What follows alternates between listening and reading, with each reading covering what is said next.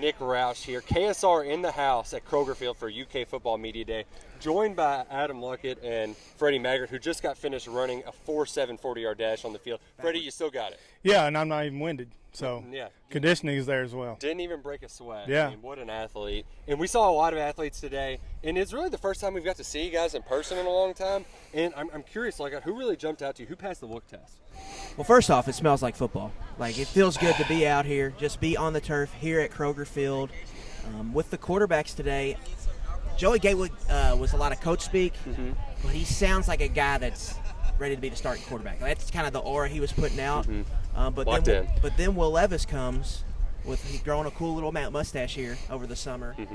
He also seems like a guy that's ready to, take charge and go grab the job. So we're about to head into a real intense competition. We heard from Liam Cohen today. I asked him about two quarterbacks, and he was like, I haven't really thought of that. And so I think we're set for an intense battle here, and how it develops and how it grows over these next few weeks is definitely something we're all going to be watching. The one thing you mentioned, Luckett, that I think Levis has a decisive advantage, the facial hair, incredible.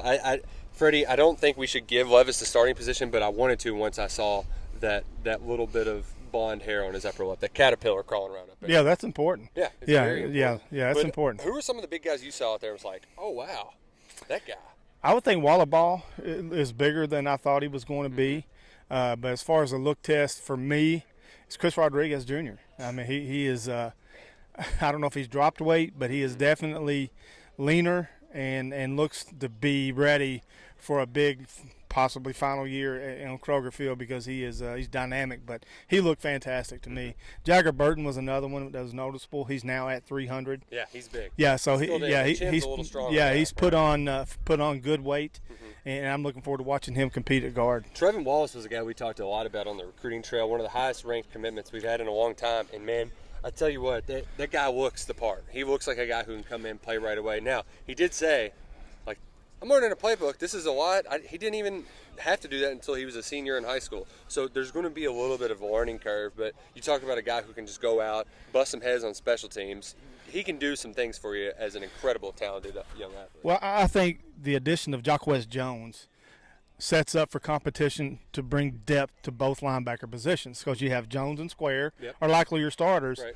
So now Montez Thrower is a player that is mentioned today, along with Wallace, and then you have Casey and some other. And so I think that depth at linebacker was a concern on the inside going into camp. I think that's taken care of. Now there is depth issues. There are depth issues on the outside, on the edge, and that's a lot of it hinging on J.J. Weaver's health and when he is able to come back at 100%. I spoke with Jones earlier, and he was another guy that said he shed weight. He was in the 240s. Last year at Ole Miss, he's down to 227. That's on top of DeAndre Swear telling us during the camp circuit that he's also lost a little bit of weight. So it seems like there's maybe an institute to get more speed on the field, maybe play smaller personnel.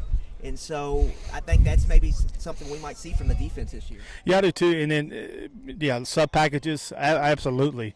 4-2-5, 3-3-5, whatever you want to call it with the nickel, however you want to play big or small with that nickel.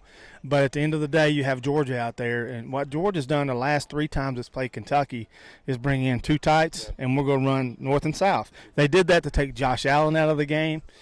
Here on Kroger Field, so I think they're still going to have to play big at times. But yes, getting small, playing sub packages is a legit deal. I'm so thankful that you didn't ask Mark Stoops about the sub packages or 12 personnel, because the SEC coaches don't like 12 personnel. Yeah, I think I emptied the clip down there in Hoover. So I think we're good on 12 personnel, and with the new tight end news, Keaton Upshaw out. Yep. And we might not see as much as we thought all offseason, but Isaiah Cummings moving the tight end. Liam Cohen thinks.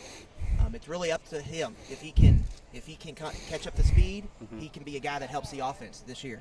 Yeah, that's an important development. You mentioned J.J. Weaver earlier. They sound bullish on Weaver's ability to come back. That's going to be huge for week 1. I also think of all of the takeaways I have from this first media days is, one, we're back in person. And to have that kind of COVID, I know that there's surges and whatnot, but it does feel like things are more normal, and that's good, especially for player development. And 2, there's a lot of familiar faces out here. We got the geriatrics out here. Justin Rigg, Luke Fortner, this is their 17th different media day. It's kind of nice. You have despite losing a lot of old guys last year and a lot of experience, you still have plenty. That's not a problem. Yeah, another thing that jumped out at me was the receivers looked fast.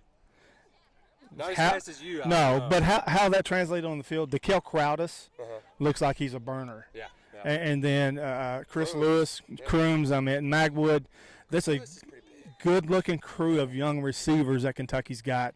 You know, I wrote yesterday about Kentucky might run more early on in the season, and what I meant by that, to set up that bootleg and play-action pass that Cohen wants to do, you're going to have to establish a run.